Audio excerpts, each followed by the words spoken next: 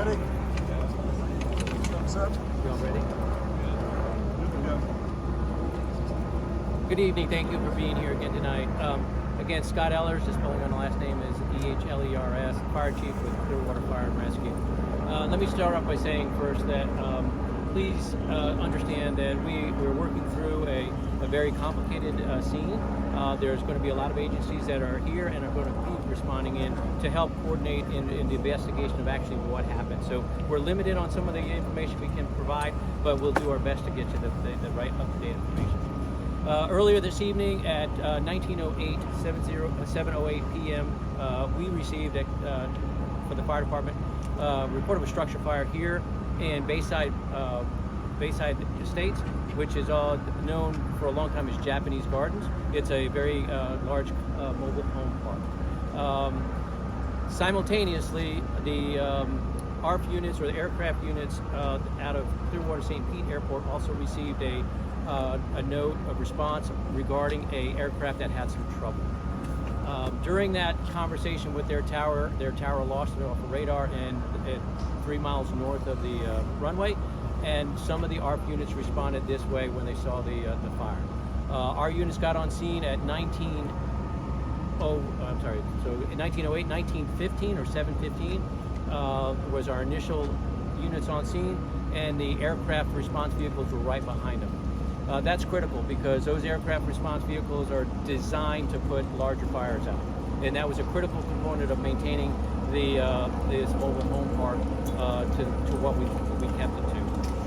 The crews did a phenomenal job in getting the fire knocked down very quickly, and it ensued several structures, 3 definitely that had some fire damage, a 4th one with possibility of fire damage.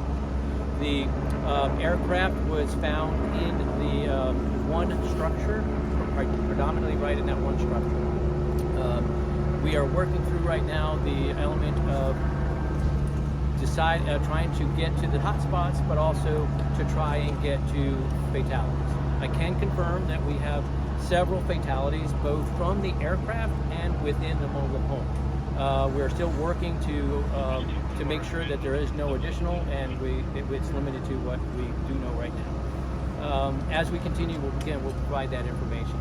Along with us is Clearwater Police Department, the Sheriff's Office, the Airport Authority, the NTSB, the FAA are all responding as well, because at one point we need to switch from what we're doing of search and rescue as well as fire control into a investigative mode, and that goes to law enforcement. And that's pretty much it where we're at. I will turn it over to Chief Gandy, who will probably be able to provide you some more of that. Good evening, everyone. I'm Eric Gandy, Chief of Police for the City of Clearwater. Last name is Gandy. In the case of this nature, my units responded to the scene to support Clearwater Fire Department because we were reported as a single structure fire and then potentially involving several trailers in an aircraft crash. In a situation such as this, we provide the support initially, secure the scene to allow the fire department to work, rescue victims, and suppress the fire. So that was the initial phase of the deployment here.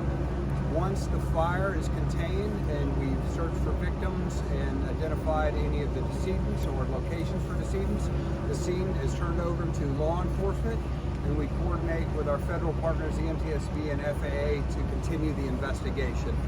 View this, if you will, as a serious traffic crash, one of our traffic homicide crashes. That's how we approach these scenes. Scene preservation is critical, and because we're here before FAA and NTSB, it's our responsibility to ensure the scene's integrity. So that's what my units are doing. We're ensuring that the scene is secure and maintained. We work with the medical examiner's office to remove any victims and work on victim identification. We work to find any witnesses so that we can turn all of that information over to our federal partners. Clearly, local law enforcement doesn't determine causality and causation with aircraft crashes, but we help to maintain the scene integrity and conduct a preliminary investigation for our federal partners. Clearly, we're not in a position now, we're just